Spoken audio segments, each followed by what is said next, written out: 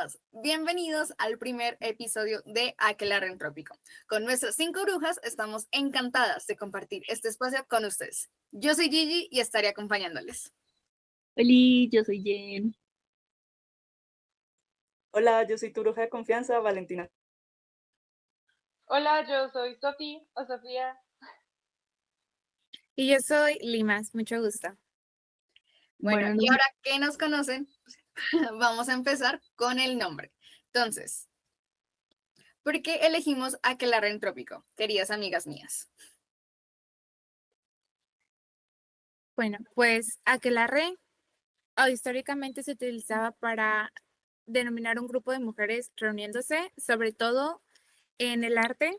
Si investigan tantito en Google pueden ver pinturas muy famosas, sobre todo la que más me viene a la mente es de Goya, llamada el aquelarre, en donde es un grupo de mujeres rodeadas por una figura de un hombre cabrino, Como una una cosa cabra, medio ¿cierto? extraña. Ujú. Sí.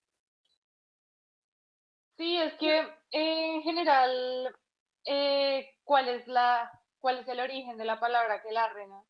Porque principalmente se conocía como, incluso hubo un tiempo en el que se conocía como prado de, que es la parte del arre, de las flores de aquel, que son flores que cuando se comen pueden llegar a ser tóxicas y a generarte comportamientos extraños.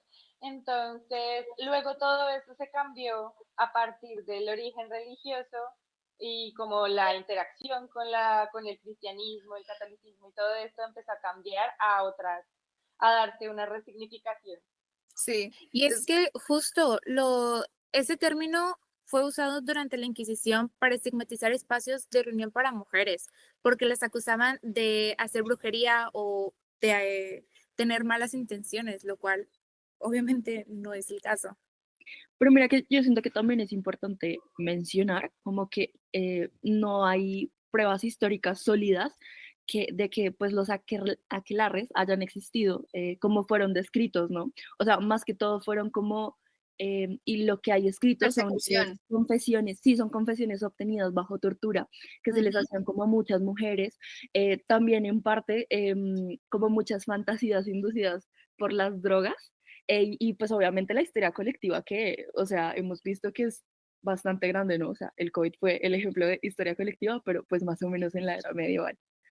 Sí, sí, Y entonces para retomar como de dónde sale esta palabra, de dónde nace, pues muchos dicen, muchos historiadores dicen que nace en los países, bueno, en el País Vasco a principios del siglo XVII.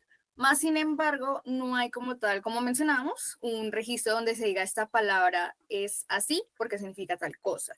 Fue como una combinación de términos para llevar a esto, para mencionar, para nombrar. Entonces, porque como decía Sofi, pues de hecho Aquelarre era un lugar. Entonces, pues usaron el nombre del lugar para referirse a estas reuniones. Más sin Ujú. embargo, sí se dice como tal, no hay un origen, simplemente fue como que la Inquisición la empezó a utilizar. Porque si recordamos bien, en el siglo XVII fue, bueno, en el siglo XVII, tiempos antes y al mismo tiempo tiempos después, estamos hablando de la Europa antigua, un continente antiguo, pues hubieron las persecuciones, las cacerías de brujas, que fueron momentos, llamémoslos, de crisis, histeria y de persecución por fenómenos que no sabían explicar las personas. Ujú. Digamos algo también como súper puntual que hay que mencionar, es que también es como básicamente una representación simbólica de todo lo que la iglesia y el Estado consideraba subversivo o incontrolable. Entonces ya desde antes se reprimía el hecho de que una mujer opinara sobre algo, investigara sobre algo por el hecho de ser mujer, ¿no? Y justo Claro, en este porque podcast me parece que agarramos esa palabra y nos apropiamos de ella para tomarlo no como un punto de rebelión, sino como un símbolo de resistencia y sabiduría compartida, ya que antes, cuando se juntaban las mujeres, era sobre todo para compartir medicinas y curaciones que, pues, antes eran las mujeres las encargadas de hacer. Exacto, eran Entonces, puntos de ciencia. originalmente, ¿cierto, Val? Eran puntos de ciencia, ¿verdad? Sí, pues en realidad, digamos que hay, por ejemplo, una investigación que cuenta que, por ejemplo, no sé si tienen como en su imaginario de esa bruja que tiene ese sombrero con un pico que sobresale. Realmente era porque había un grupo de, bueno, como unas mujeres especializadas en hacer cerveza, las cuales usaban un gorro así muy similar. Entonces de ahí también viene como esa imagen de la pócima y de estar como combinando hierbas, por ese saber ancestral como de las hierbas, de cómo usarlas, de que son curativas, también para el alimento, para la creación de cerveza. Entonces siento que como que esta imagen de las brujas viene más como de unos estereotipos que se fueron creando durante esa época, ¿no? De la casa de brujas. Es que también, o sea, era como básicamente castigar la autonomía femenina y la espiritualidad de nosotras. Siempre fue de esa manera. Y, y siempre fue mucho, o sea, el problema principal de todo esto fue un poco el ambiente espiritual que se daba dentro de estos rituales, que fueron luego considerados paganos por la iglesia, porque no eran parte como tal de la medicina oficial o de la medicina tradicional que estaba avalada por la iglesia, que recordemos también que era la iglesia la que impartía de cierta forma el conocimiento y la encargada de la educación formal. Y entonces como las wicanas, que también se las llamaba de esta manera, se reunían en el prado alrededor del macho cabrío, que en este caso era la representación de Satanás, El diablo. se reunían a hacer estos rituales paganos y lo que entendíamos como rituales paganos era encontrar hierbas medicinales y también sobre todo entender mucho el cosmos a partir de las investigaciones de la astrología, de la astronomía, de entender los ciclos de la Tierra, que también ayudaban mucho a la agricultura, que esto es un poco lo que nos ha dejado el aquelarre, así como nos ha dejado obras de arte muy importantes, como mencionaba nuestra compañera Limas, también nos ha dado aportes a la ciencia muy importantes. Sí, de hecho eso que mencionaba, Sofi, del arte.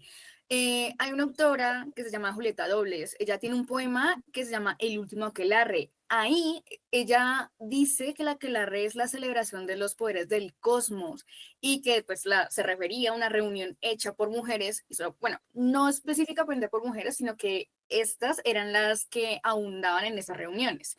Y pues se celebraban ritos, cantos, pero era en un sentido para convocar la naturaleza, para celebrar al cosmos, lo que tú dices, la astrología. Entonces, estos saberes ancestrales eran lo que por ejemplo, lo que nosotros mencionamos como remedio de la abuela, algo que en el tiempo funciona y que se fue transfiriendo generación tras generación. Entonces, eso era. Además, recordemos mucho que la historia está escrita desde la vista masculina, desde el machismo y específicamente también desde una mirada religiosa, teniendo en cuenta que, bueno, el cristianismo avanzó, arrasó con las demás religiones y eso andó obligando a la gente a creer solo en el cristianismo, que también desciende del judaísmo, obviamente. Entonces, claro, es una cuestión de muchos temas en esto, pero pues nos vamos a enfocar obviamente en una sola y estamos en eso. Digamos que con eso que menciona Gigi, ustedes me creerían si les digo que no siempre la iglesia creyó en las brujas. Realmente lo que dictaba, por ejemplo, el Antiguo Testamento era que era herejía creer en las brujas en un inicio y luego, al pasar el tiempo, empezaron a creer en brujas y obligaban a la gente a creer en las brujas y denunciar a tu vecino por ser una bruja por el hecho de que querían tener un control total sobre la población. Es que es increíble Sí, cómo la iglesia tuvo que cambiar un parecer total, que era el canon episcopi, donde decían que el alma impía era la que creía en esto de los aquelarres y los viajes de las brujas para después empezar a casar mujeres que iban en contra del status quo. Pero sí, mira, Es que, creo. dale, Jen. perdón. Primero, Tranqui. me parece muy curioso, justamente que hablas como del gobierno y pues en general como la forma de caos que generaban, porque igual y cuando se habla de aquelarre, justamente como lo hemos mencionado, siempre se menciona a un demonio y siempre es como una figura masculina, ¿no? O sea, porque una mujer no puede pensar por sí sola, tiene que haber una figura masculina que manipule a la mujer porque ya por sí o sea, solita no puede. Entonces eso también siento que es muy interesante porque desde ahí comenzamos a ver comportamientos muy machistas y patriarcales dentro de que hasta algo que nos estigmatiza nos dice es que no pueden solas, tienen que Ujú. haber un hombre detrás. Y no solo un hombre, también como esta imagen del villano, ¿no? Porque, o sea, justamente es raro, el villano de la historia siempre va a ser como este ser astral, demoníaco, en este caso, pues, llamémoslo Lucifer, llamémoslo Satan, llamémoslo Diablo, el que sea. Hay muchos. Pero siempre es como esta imagen de ese poder malo, de ese poder malo, oscuro, es masculina. Y justamente la tentación va dirigida a la mujer. Porque según esto, entonces solo la mujer terrenal, la de la tierra, es la que puede ser influenciada, la que puede ser tentada, no el hombre. Es curioso, ¿no? Como en todo eso siempre se va a regir de que el poder lo tiene el género masculino y que nosotras somos las débiles. Entonces, qué narrativa la que tiene el cristianismo, ¿no? Es que Y mira que te fíjate tengo el dato que, sobre eso. ah, a ver, dale, dale, dale. Digamos que eso de ver como que la mujer era como la proclive a esto de la brujería era por un escrito que se hizo llamado El Martillo de Brujas. Entonces era hecho por unos inquisidores donde decían que obviamente es un texto profundamente misógino, que las mujeres somos las que somos débiles de cuerpo y de espíritu, que somos lujuriosas, las que son inestables emocionalmente. Entonces toda brujería debería provenir de esa lujuria carnal que en las mujeres debería ser insaciable. Y fíjate que justo, bueno, eh, retomando un poquito lo que estaban comentando, justo me pongo a pensar en la figura de el diablo Satanás o como le quieran llamar, y es que la tomaron como, no sé si sepan, pero muchas veces la tomaban prestada de otras religiones. Por ejemplo, en cuestión de lo que ahorita pensamos cuando vemos a Satanás o el Lucifer, como le quieran llamar, es en una figura de un hombre cabrino que en realidad en otras mitologías se parecía, bueno, creo que si mis datos no están incorrectos, viene de Pan, el, el dios, que él representaba mucho de espiritualidad, estar conectados con la naturaleza y demás, y sí tenía un gran número de seguidores, los cuales estaban también, era mucho de eh, seguir la naturaleza, nutrirse de ella, hacer remedios naturales, muchas veces eran los sanadores y demás. Entonces, al momento de que la iglesia quiso borrar los dioses paganos, utilizaron mucha simbología de cómo la gente pensaba que eran ellos para hacer sus figuras diabólicas. En Sí, este exacto. caso, Pan se convirtió en Satanás. Para crear a los villanos de la historia. Hay un meme circulando por las plataformas sociales que dice que sin Lucifer, sin el diablo, vamos a llamarlo Lucifer, que sin Lucifer el negocio se les cae.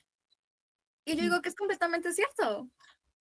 Además de que de por sí hay muchas contradicciones. Pero bueno, no estamos haciendo un debate sobre cristianismo, judaísmo o lo que sea, sin ofender a nadie de la audiencia.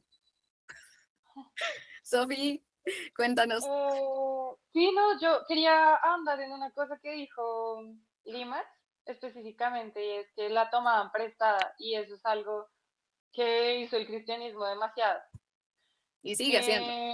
Era la norma, y esa es la razón por la que yo creo que también esta es la religión que perduró a lo largo de la historia y del tiempo. Porque no sé si ustedes conocen el término de sincretismo religioso que se presenta en todas las culturas prácticamente. Incluso en Colombia tenemos elementos de sincretismo religioso, y por dar una referencia de la cultura pop, una figura de sincretismo religioso es la Rosa de Guadalupe, por ejemplo. Y volviendo un poco más al origen y a los primeros pues si vamos a hablar también de brujería, tenemos que hablar sobre el origen cultural de las wiccanas, la Wicca como tal, y es un poco hacia los celtas también que se da esto, porque una de las principales, como uno de los principales obstáculos que tuvo la religión cristiana específicamente fue la religión celta, que en este caso, y la cultura celta en general, que en este caso, por ejemplo, tiene una figura de sincretismo religioso que es muy, muy importante en Irlanda específicamente, que es, por ejemplo, la Santa Brígida, que en origen era la diosa Brígida y que además era una diosa de la fertilidad y entonces tenía también una celebración dentro de los rituales paganos y que luego fue trasladada hacia el cristianismo a partir de convertirse en una santa y dejó de representar la fertilidad para representar la santidad. Entonces es como esta capacidad del cristianismo que tenemos de convertir todo incluso ciertos elementos específicos, atraerlos hacia su religión para atraer más creyentes y otros elementos específicos como por ejemplo el Halloween, que también tiene un origen pagano y que es un origen de los rituales celtas específicamente, ese lo rechazamos por completo. Entonces es un poco a decir ese dato que me parece importante. Hermoso ese dato, a mí me encanta ese dato. No, y es que de por sí, como dicen, en cuestión de la originalidad, bien podríamos decir que no hay nada original ahorita. O sea, porque todo es tomado de otras culturas, todo es tomado de otras historias, todo es tomado de otras referencias. Y eso pasó con el cristianismo. O sea, si uno como tal se pone a analizar eso, uno se da cuenta que muchas de las cosas que celebran fueron tomadas de otras culturas mucho más antiguas. Si uno se pone a tomar en cuenta qué es lo que satanizan, también otras culturas. Y pues todo lo que cambia, la verdad. Entonces, Yo creo pues, que también es importante como mencionar a nuestros oyentes a qué refiere el sincretismo religioso. Y es que básicamente es una expresión creativa que surge de la fusión de, de diversas influencias culturales y religiosas. Entonces, por ejemplo, en el arte sería como la fusión de motivos indígenas y cristianos en el arte latinoamericano durante la época colonial, para que lo tengan más o menos en cuenta. good. Gracias. Excelente. Entonces, sí. Bueno, entonces, como tal, aquelarre es la reunión de mujeres que se reunían a celebrar y a comentar, a transmitir los saberes de la tierra, de la fertilidad, del cosmos. Y cuando hablamos de cosmos, obviamente no nos referimos a cosas místicas, no, se trata de los saberes de cómo leer las estrellas para las direcciones, de cómo reconocer cuál tierra es fértil para la siembra, qué semillas se funcionaban, qué no, qué plantas eran medicinales, cuáles eran venenosas, más que todo los fines y orígenes de la boticaria. Que es otro. Y porque justamente ahorita muchos no conocemos, bueno, no me incluyo, muchos no conocen el significado de boticaria y tiene que ver en cuestión de venenos y medicinas. Y es algo que ha estado entre la humanidad por mucho, mucho tiempo. Vale, entonces fue muy lindo hablar de aquelarre, teniendo en cuenta a nosotras, pero ahora hablemos de entropía. Entonces, lancen los datos, queridas. ¿Qué es la entropía? Bueno, la Bueno, entropía es ese caos que debe existir dentro del orden, ¿no? Ujú, Desde una sí, visión así es. como desde la cosmología, ¿no?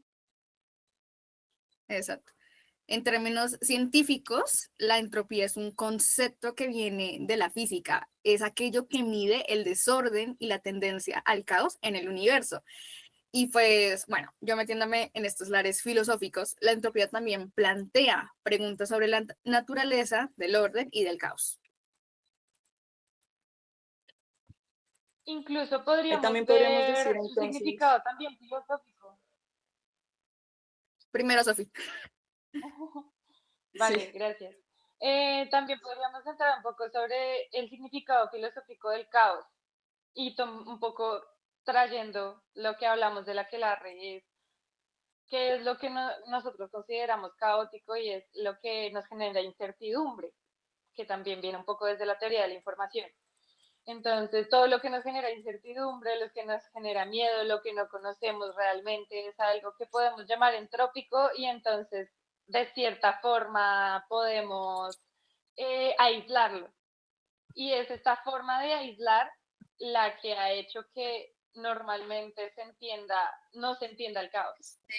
Y ese es un problema. Ujú. Ahora vale. Igual también podría ser como esto de que cuánto podemos llegar a saber. Hay una medida objetiva de el no saber. Yo creo que, bueno, haciendo como una investigación, filósofos como Heidegger interpretaban esta finitud como base de autenticidad. Entonces resulta ser que la entropía es este tal vez límite cósmico que tenemos sobre el saber. Ujú. Sí. Es es como una lucha entre el orden, el bien, entre el equilibrio, entre el caos. Pero mira que también hay algo como interesante relacionándolo con el tema anterior, no con la intención de volver al tema anterior, pero sí como de, va muy relacionado con el nombre de este podcast y en general como de todo.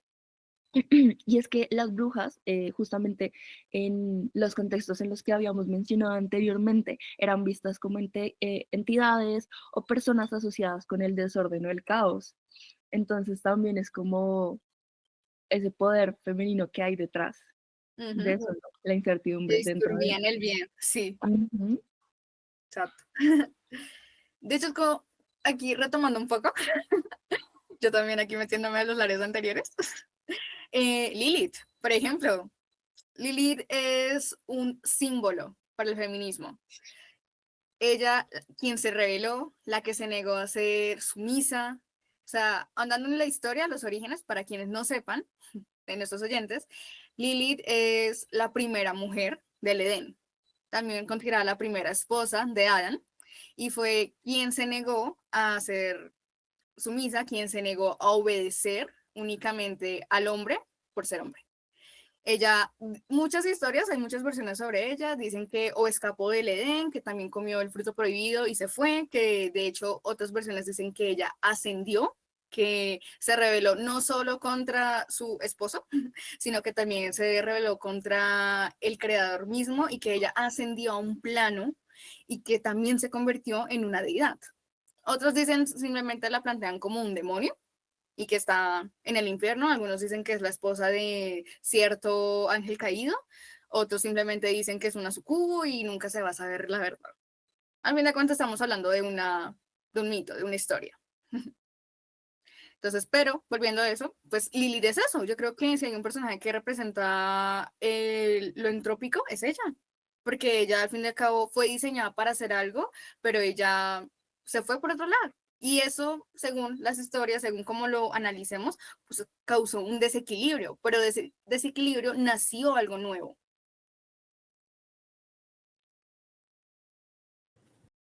Fíjense que una cosa por la cual me gusta mucho el nombre de aquelarre entrópico es que en la entropía, por el hecho de que se maneja la medición del caos, se plantea que el error y la incertidumbre son esenciales para la ciencia, para que las cosas sucedan.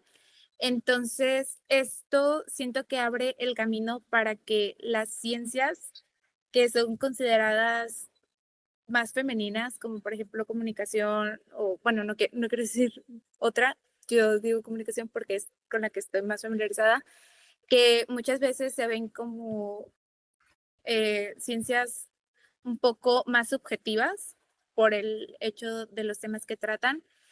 Em, Siento que eso abre que el camino para que estas también se puedan tomar y tratar a lo largo de los episodios que vamos a tener en este podcast. Por supuesto.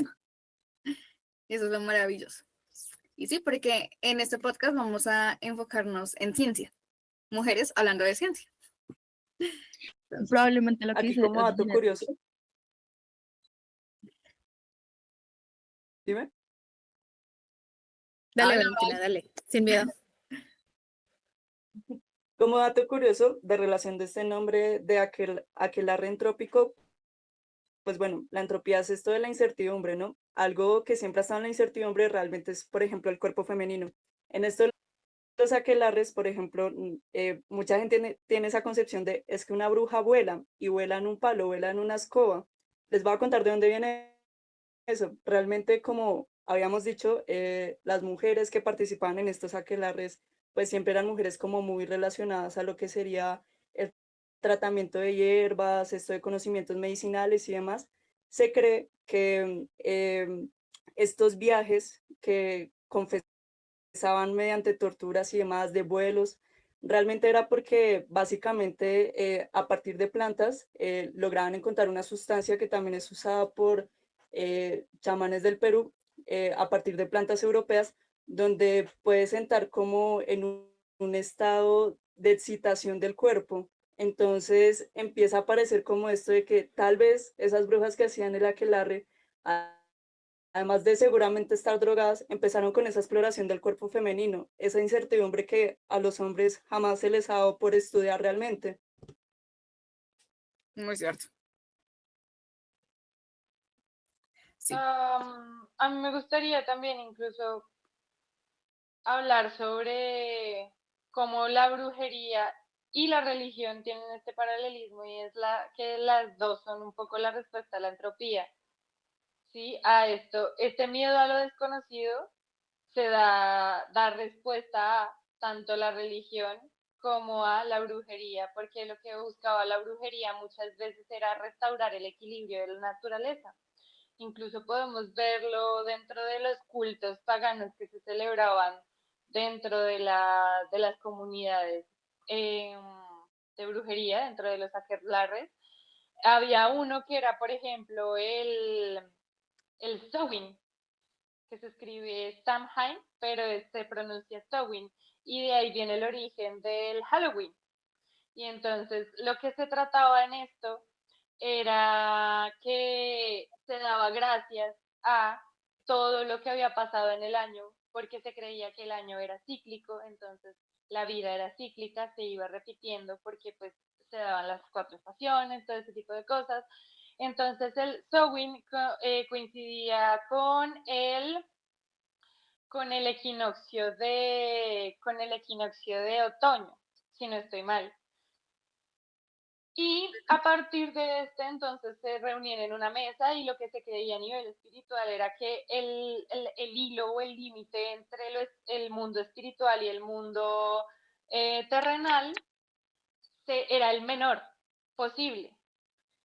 Y entonces las personas que estaban muertas podían venir a resolver sus cuentas contigo y por eso la gente se ponía máscaras dentro del Samhain. Entonces, como pueden ver que se ha trasladado esto, mucho de este ritual se ha trasladado a lo que ahora conocemos como el Halloween y que no pudieron como tal ¿Erradicarlo? eliminar, exacto, eliminar desde la religión, desde entenderlo Sí. como un culto pagano, pero era una forma específica de intentar minimizar la entropía del universo de manera simbólica, que es Ujú, un poco también lo que busca la religión. sí. No, es que también, digamos, en cuestión, cuando nos referimos con esas palabras de paganismo, de brujería, también, pues todo esto tiene un origen, ¿no? Porque a nosotros en Occidente nos han enseñado que estas palabras tienen una connotación negativa y que son algo que prácticas que no se deben hacer, que están prohibidas. Mas, sin embargo, ¿qué fueron estas prácticas? Lo que ya hemos mencionado durante todo este episodio, ¿qué fue la brujería? Pues los saberes, la práctica de saberes.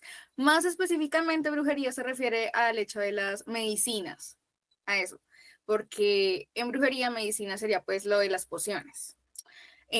Paganismo pues hace referencia a la adoración de otras deidades, ¿sí? Que en este caso estamos hablando de las antiguas civilizaciones que eran politeístas, que tenían otros dioses, que tenían otras ideologías en ese sentido. Entonces, ¿qué pasa? Llega el cristianismo hace 2000 años y punta de sangre, literalmente, a punta de guerra, comienzan a matar a la gente, a decir ustedes dejan de creer en sus dioses falsos y empiezan a creer en el nuestro y bueno, eso fue lo que pasó. Entonces, si alguien seguía practicando la adoración a esas otras deidades, entonces era un pagano y era perseguido. Entonces, de eso se trata. Entonces, a pesar de que aún ahora estamos utilizando esas palabras, pues también hay que empezar a reescribirlas con ese significado, de que ya no, para nosotros por lo menos, ya no tienen esa connotación negativa.